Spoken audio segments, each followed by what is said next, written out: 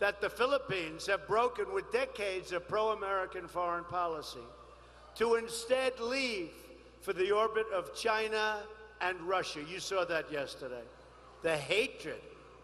I mean, why is Obama campaigning? He ought to be out working. He ought to be out. Right?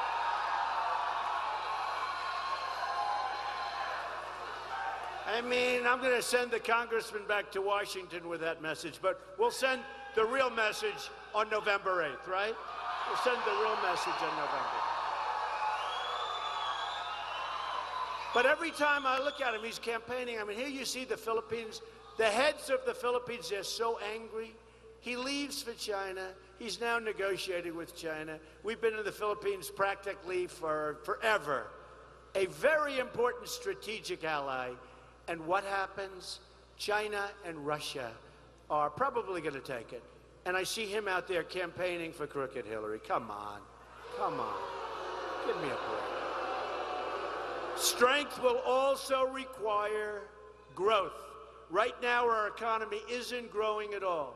We had only around a 1% growth last quarter. GDP, a disaster. Do you know, when China has 1%, it's over. They don't have 1%. They have 7%. That's considered terrible.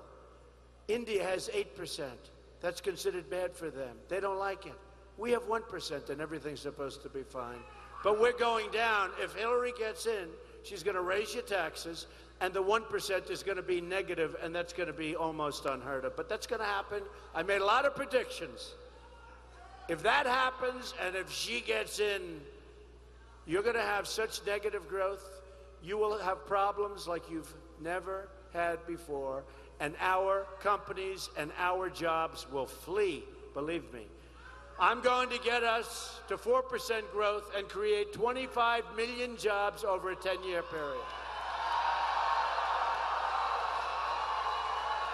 Many workers are earning less today than they were 18 years ago. They're working harder and longer, and they're making less. Some of them are working 2 jobs and even 3 jobs, but still taking home less pay than they were taking home